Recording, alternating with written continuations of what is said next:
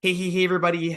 My name's Ryan Atkinson, and you are on Biz Cloud. Today, we have a conversation with Courtney Werner talking about Fiesta, Koya, entrepreneurship, and books.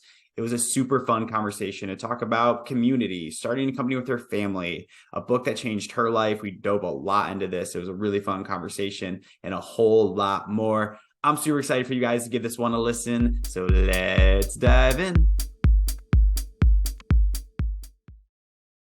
Courtney, welcome to the podcast. Super excited to have you on today. Thanks for having me. Happy to be here. And one of the first questions that I want to get started with is Fiesta, because the first time I went to Fiesta, my mind was actually blown. I thought I was walking into like a meeting room with like 5 people, and I walk in and there's like 500 people. So I was like, this is totally crazy. Like, what is this? And it's been an awesome event in Austin.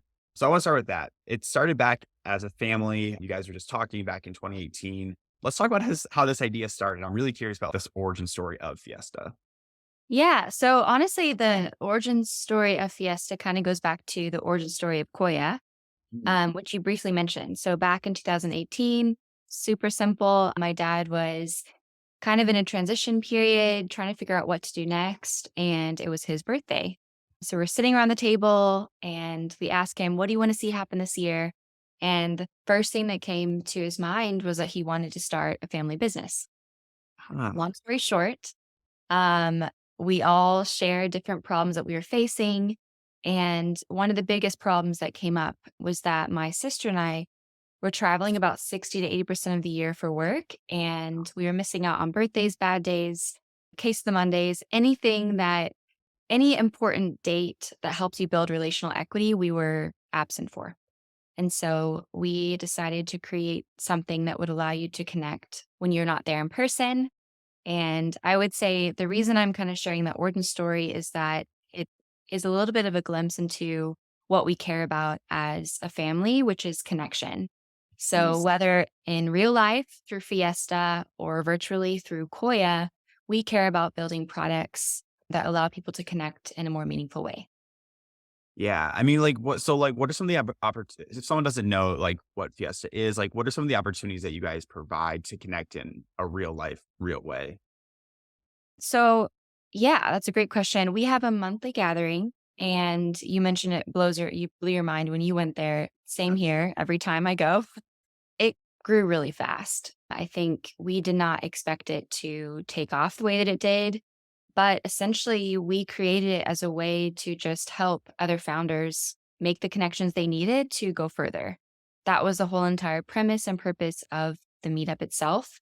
And that is kind of what we provide the founders are just resources to help them figure out lawyers or help them figure out service providers or help them find co-founders or help them find investment.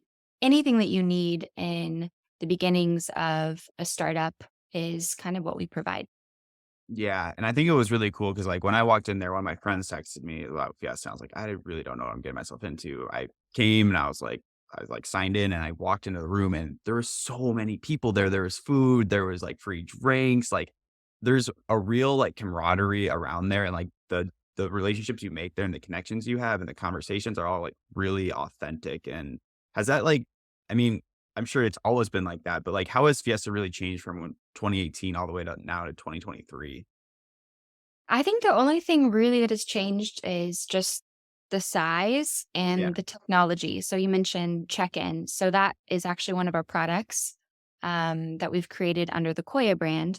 yeah, And aside from those two things, everything's kind of just been the same. I think the way that we've approached this meetup is different than most meetups. Um, we genuinely just wanted to help. And I think people can kind of feel that. They don't feel like we're trying to get something from them because we're not.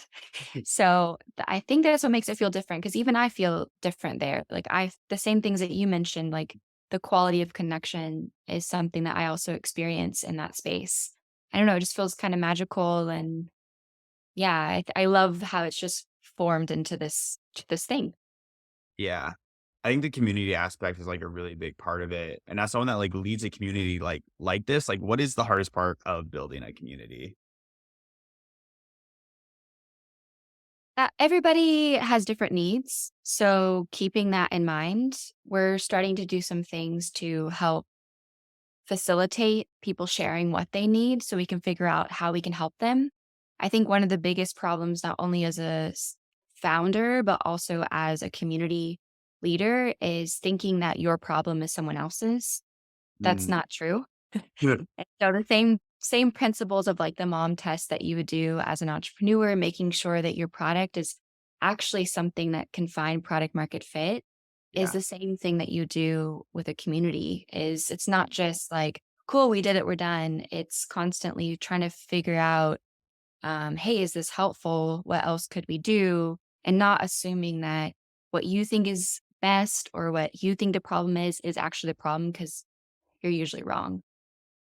Yeah, I think, like, the conversations, like, that you had there is, like that's what I really like about the community is, like, there's so many like-minded people there, and you really can, like, solve problems together in a collaborative way and a very open way.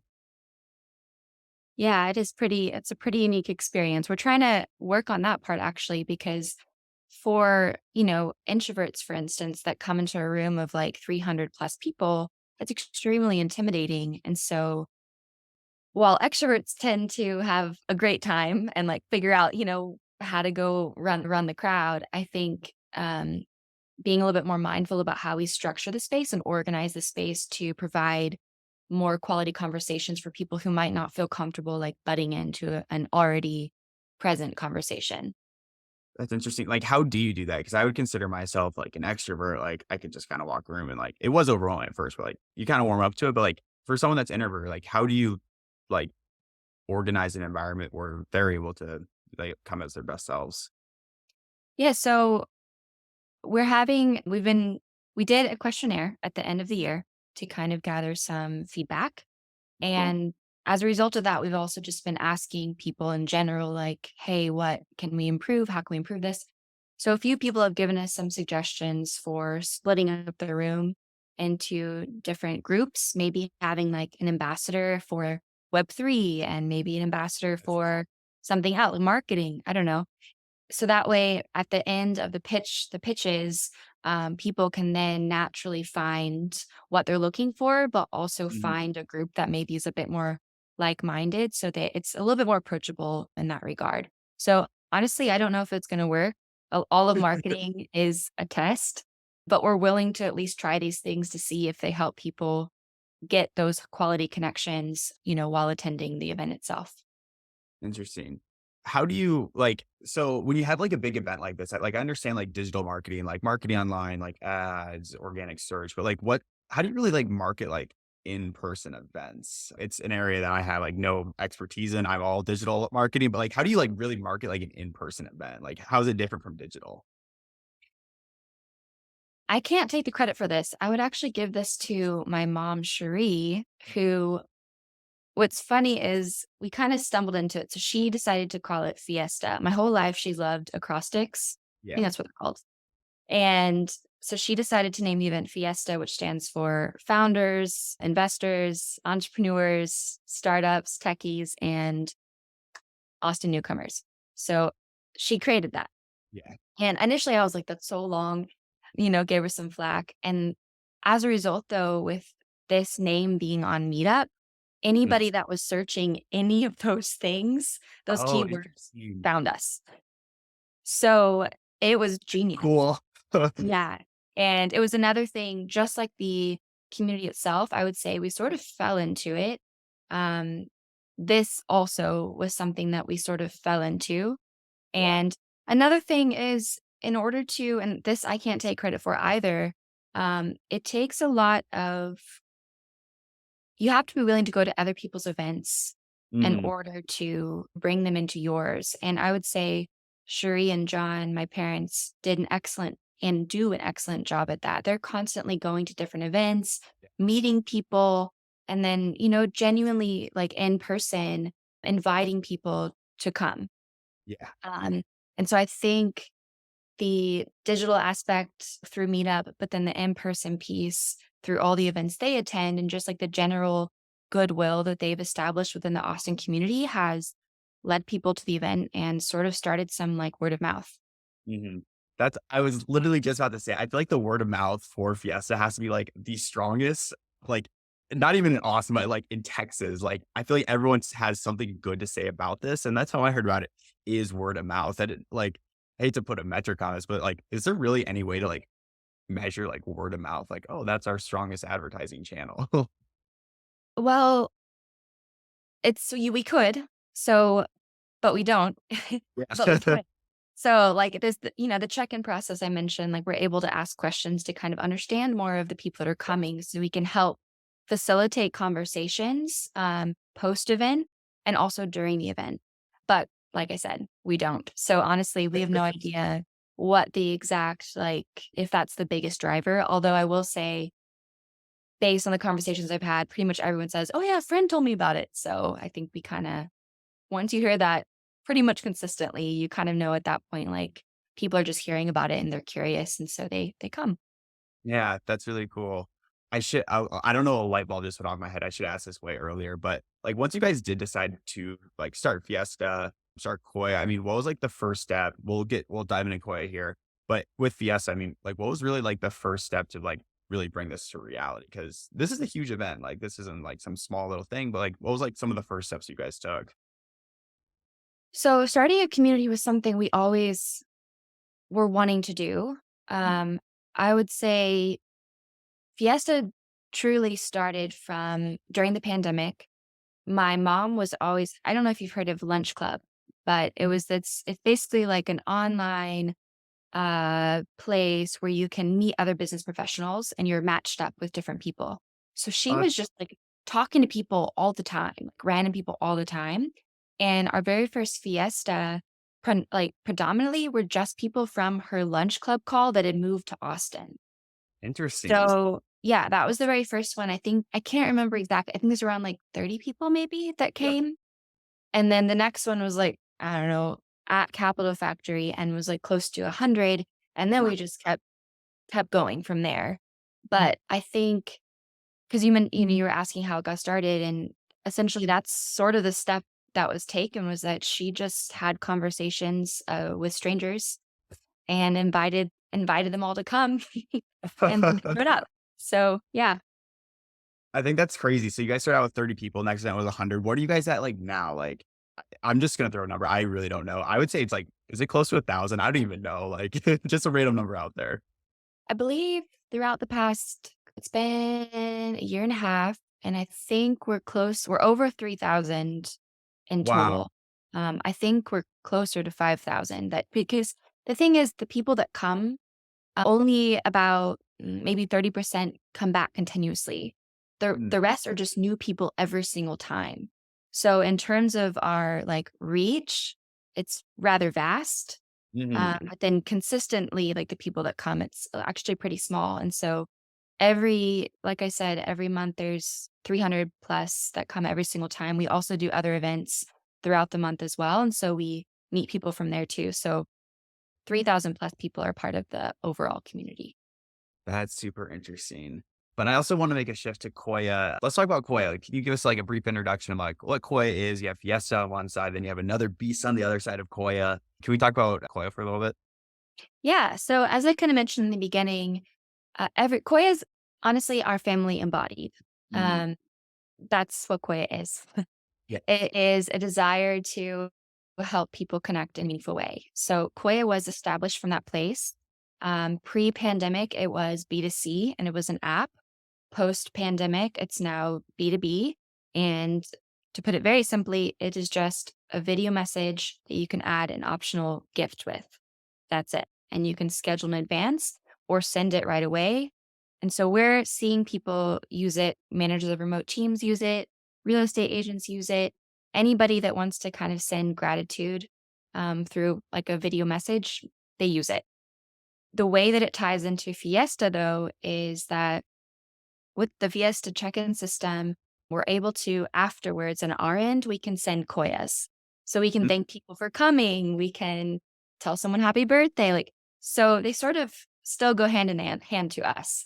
And we have some plans for them that I'm not ready to fully, yeah, divulge. But yeah, that's kind of we started with Koya, now we have Fiesta, and in a lot of ways, Fiesta is sort of the community that allows us to test some products. That's And so awesome. Koya is one of the products we're able to kind of test and see how people receive it and what they think about it and how we can improve the overall experience. Yeah, was that, like, intentional of, like, we're also gonna build a community on the side and, like, this could be, like, a user, like, test group for us. Was that intentional on your guys' part? No, it honestly, the community that was birthed from those, lunch club calls, and then it was birthed from a place of, "Wow, we made every single mistake you can think of as founders. How can we help people avoid making those same mistakes? Like, they don't need to be made twice." Um, so it really was kind of from that place of wanting to help people avoid those mistakes, have the resources that we wished we would have had sooner, Yeah. and be able to connect with the right people to help people level up, right? Mhm. But when you have a community and it just so happens that your product is all about helping people connect, it kind of works out. And so it was sort of another thing that we kind of stumbled into, like not intentional, like, "Ooh, let's create this community and then use it for our MVP." Not. It was like, "Let's create this community and oh yeah, cool, we have a community. Oh yeah, we have a product. I wonder if people what they would think about using this product and how they would feel with us sending this product." Mhm. What is, like I feel like with this video product, first off, like, what are some of the gifts that people can send to people? Yeah, so it's very, very simple. Gift cards. We have Amazon, which I think is our biggest one that's sent. We have Starbucks, which is fun because you can just send a coffee. Like after this, I could be like, "Hey, thanks for having me on the podcast." Send a Yeah. Starbucks. Right? Yeah. And forgot the other ones that are on there, but those are like the main ones. We have access to a lot of them, but we purposely didn't want to like overwhelm people with options so much so that they didn't decide to go through with it. The paradox of choice. Yep. Yes. I think it's really interesting because, like, right now, like, we're still in a remote world. Hybrid's back, of course, in person's back, but people are still working remotely, and I think, like, this is a really big trend. It's short form video, and it's, like, showing gratitude remotely. When someone is starting a business, I mean, like, how much do they really play into trends? I think, trends come and go, but Mhm. passion for something usually doesn't. And when you're starting a startup, I think it's important to keep in mind that this is gonna be for the long haul. Like, you typically it's called a unicorn for a reason, right? So, don't think about it in terms of having fast success. Mhm. Think about it in ter so and trends are kind of like that. Like, in order to follow a trend, you have to have a lot of capital. Yeah. And not only to build a product, but to scale the product and then to have marketing dollars to put behind the product. Next thing you know, you're just burning money. And that is what I think kind of why we are where we are in some regards, um, with the landscape of like the VC and startup, yeah. So I think, yeah, don't follow the trends. I don't recommend it.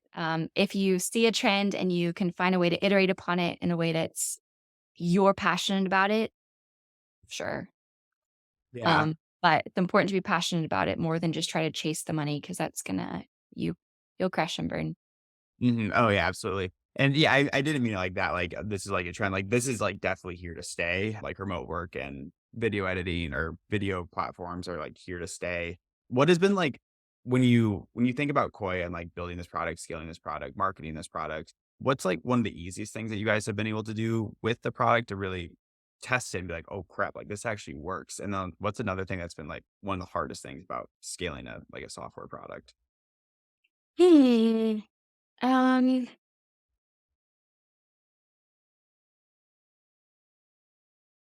let's see. I'm trying to figure out how to answer that question.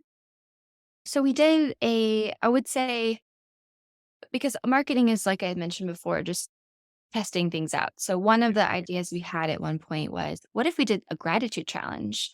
And we gave people prompts so that way every single day they were led to send a koi to someone like an old boss or a mentor or something like that. That worked pretty well because we're able to see how frequently people were using it and get some feedback. And It kind of was instead of doing a free trial, that's what we did instead, which worked better because it allowed people to jump onto a mission and jump onto something that gave them like a positive feeling because they would receive messages back from these people and then they're like, "Oh, this is amazing. This is really fun." Whereas like free trials, usually people forget about them. At least I know I do.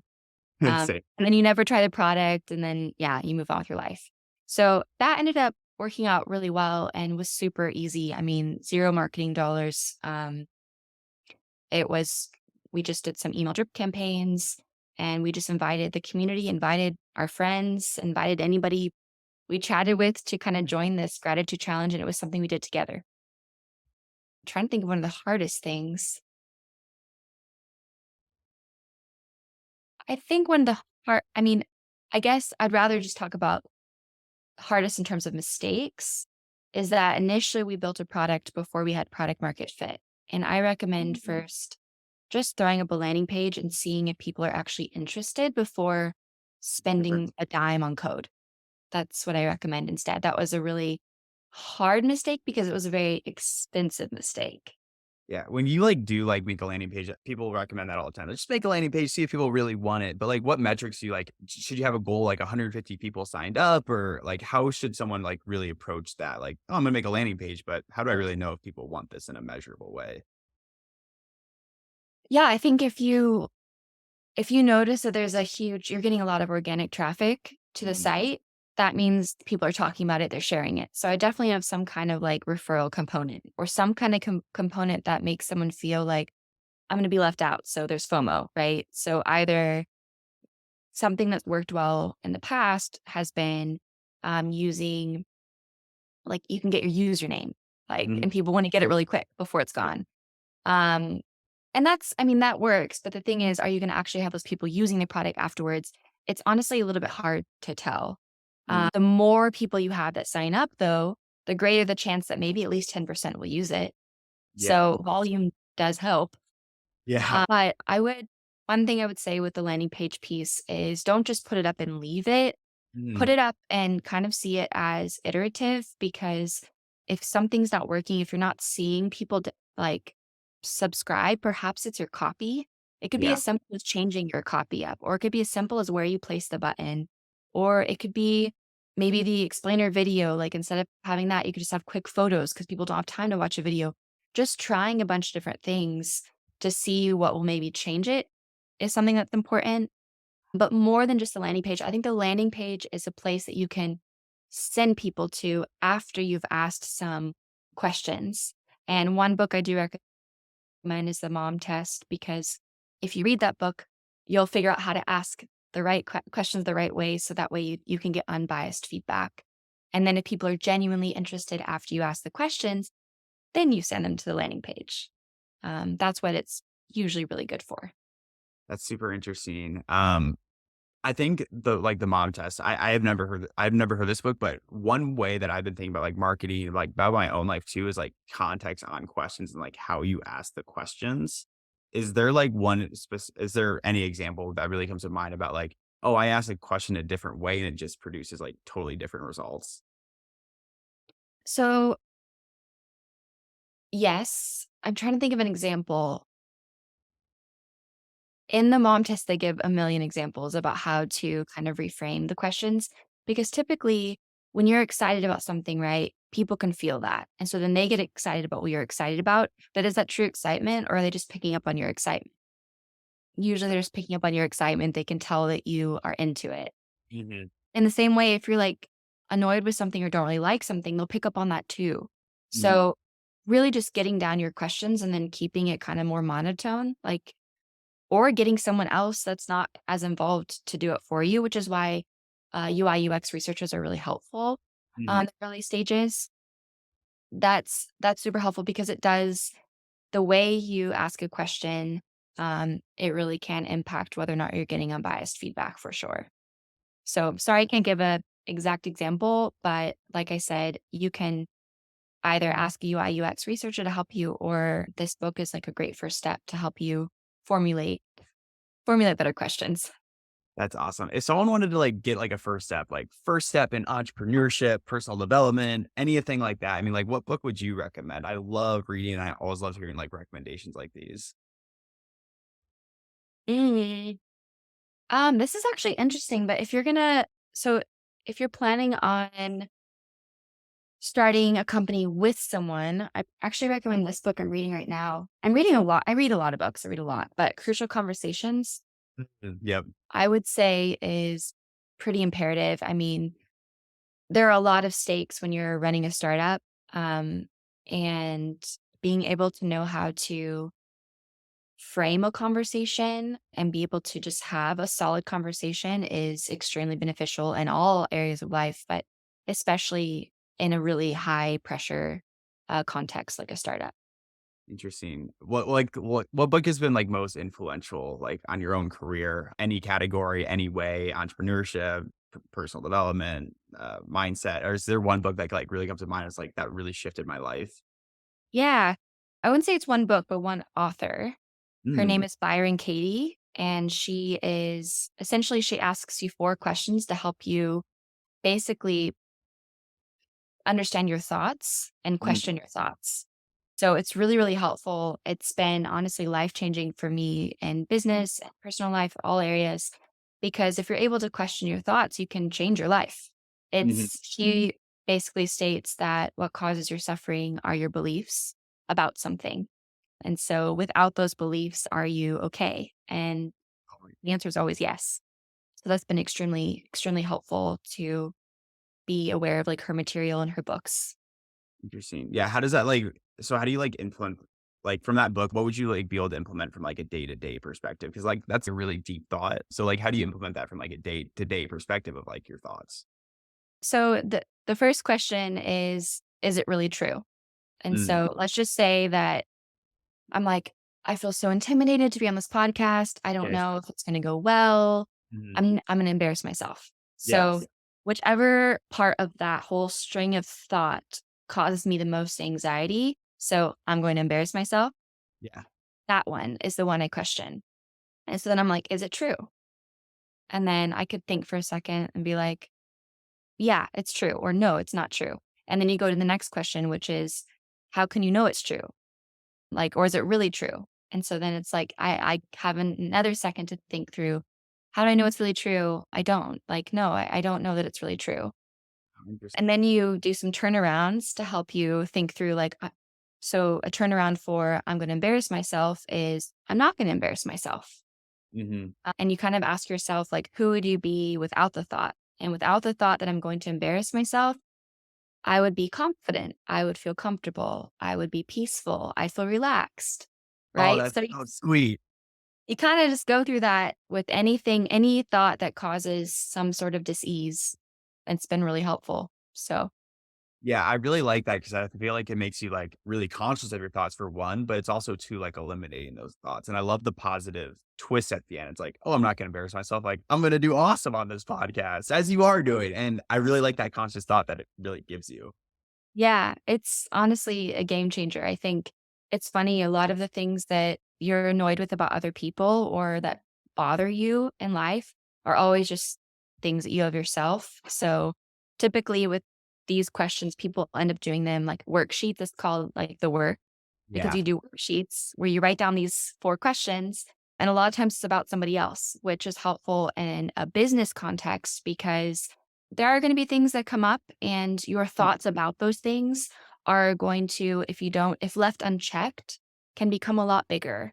And Mhm. so if you have this thought that your co founder is lazy, if you let that just kind of grow, you're gonna notice it in every single area, and you're gonna start pinpointing it and judging them for all the ways in which they're lazy. Meanwhile, you're probably the one that is lazy because you're noticing it. But if we're able to take a second to question it, you're able to kinda get to the point where you realize, "Oh, I'm actually that way." And once you're able to see that, then you can change. You can change it because you can't change someone else, but you can change yourself. Yeah, absolutely. I think I don't know, there's, like, some thought about there of, like, if you want it to be true, like, it is true, and I feel like that ties right back into, like, if you think your co-founder is lazy and you want that to be true, you're gonna think it is true even though it might not be, and I think that ties back to the book, like, wonderfully. Yeah. It's a good one. Highly recommend. There's multiple, but yeah, you can look her up. Interesting. Well, what are you reading right now? Well, I am reading The Crucial Conversations, Conversation. and I'm also reading, gosh, so many. Um, One that I love is Think Again by Adam Grant. So good. Awesome. Yeah. Again, it's about just like reconsidering things. I think that's a superpower is to be someone that can, in any context, consider a different way of viewing the situation. Like Super that interesting. is honestly a game changer in entrepreneurship in life. Yeah, so Ha- that's a good one too. Have you felt like entrepreneurship has like changed like how you view the world or like how you view mindset? Yeah, I think so for sure. I think being an entrepreneur is I mean it's a gift to be able to do this, to do what I love is a gift. And not Yeah. many people feel like they're capable of that. And Mhm. so I feel like if anything, entrepreneurship has just opened up the world to me. Anything's possible. If I Mhm. can think it, I can move towards it. I can see that thing change or I can be part of the solution. It doesn't feel very limiting. It feels very expansive. So, yeah, I definitely feel as though this path has just it's now something I want to do for the rest of my life. I think all of us are actually extremely creative and we have amazing ideas. Mhm. And if given the opportunity to just try it, I Mm. think people will see that and it will be a game changer for them too. Yeah. Did you always like think you would be an entrepreneur? Like, was there ever something like when you're really young, you just thought you'd be one, or did it like just stumble upon you? I am pretty fortunate. My dad started his first company at our kitchen table and then sold it to Adidas. So I grew up just thinking that, and my dad also would coming home from work, we would kind of chat through really cool products he was working on in general before that company. So I think I always just thought, yeah, if I want to do that, I can totally do that. Like being an entrepreneur, starting my own company is definitely within reach. Yeah. Um, as I got older, that seemed less and less likely. I felt like maybe I was actually the only one in my family that probably couldn't do it. And Oh, then through series of events, we all ended up doing it together. And now I have like a million different like domain names and things I want to start at that's some so cool. point once I've finished some of these. But yeah. That's super cool. Like, I feel like having someone to like really look up to, see like, oh my God, like that's possible. Like it's like anyone can really do that, as you saw with your dad.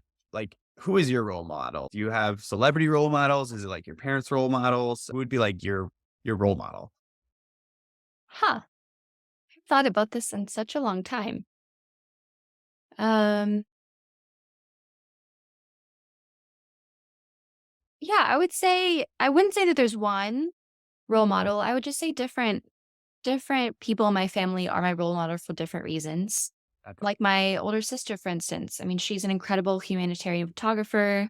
She honestly has seen pretty much like, I don't know, so 80 plus countries or something crazy like that. awesome. Yeah. And she's just the type of person that's like, yeah, if she wants to do it, she'll do it. And that is something I definitely admire. My little sister, she's very just extremely open-hearted towards everyone. Everybody feels so comfortable around her. She makes everybody feel super special. She's super funny and witty and is just fully herself. What? And that's something I admire. And then, of course, my parents I already briefly spoke about their traits, like my mom with Fiesta, a huge community builder. Like Mhm. she just knows everyone. I mean, she's able to connect with people and figure out how to make it so that way someone can find the person they need to find in order to see their thing go to the next level. That's So massive. That's an amazing skill. And then my dad, of course, like a tinkerer, very imaginative, always dreaming up what could be. that's cool. So I think all of those things combined, and of course, other people too, like my grandparents and stuff, has definitely yeah, all of them have been role models in my life. That's awesome. That's beautiful as well. We have two more questions left. I just want to ask one. What advice would you give to someone in their young 20s? They want to start their own business, they want to do their own thing. What advice would you give to someone? I would just say try it. Like, what's the worst thing that will happen? Honestly, the worst thing is that you'll wonder what it would have been like had you tried it. Mm, That's honestly the worst thing that'll happen. And if you and just you don't have to spend a lot. I think most people get intimidated because they feel like they have to spend a lot of money yeah. to get started, and that's actually not true at all. A domain on GoDaddy costs like what, 19 bucks or whatever. Building on Squarespace costs $30 a month. What, you're spending $50? You could cancel at any time, and then what? Like, that's $50, that's not a big deal. I think the biggest thing you'll maybe lose is time if done right. Instead of spending it on a bunch of things, maybe you'll lose a bit of time trying something, but is it really a loss when what you've learned you can carry with you to the next thing? I don't think anything's ever wasted ever in life. So yeah, I would just say go for it. Try it. If you have an idea, like I said, put up a landing page, ask people questions, get curious about the problem, figure out if you can truly find a solution to that problem. And like I said, the worst thing is that you'll fail. But what failure, somebody once told me failure is just fertilizer for the Mm, next thing. So that's I 1,000% believe that. That's awesome. Well, Courtney, you are awesome. Thank you so, so much for joining us. And the last question would be, where can people connect with you? Where can people learn more about you? Please plug it all, and those links will be down below as well. Awesome. Well, will do. Thank you so much. This has been an honor. Yeah, perfect. Well, yes, thank you so much, Courtney. You were great. I give you a round of applause and super excited for you. Thank you so much. Yeah, this was fun. And like I said earlier in the call, let me know if there's any way that I can help kind of support what you're doing. We truly love to. Awesome.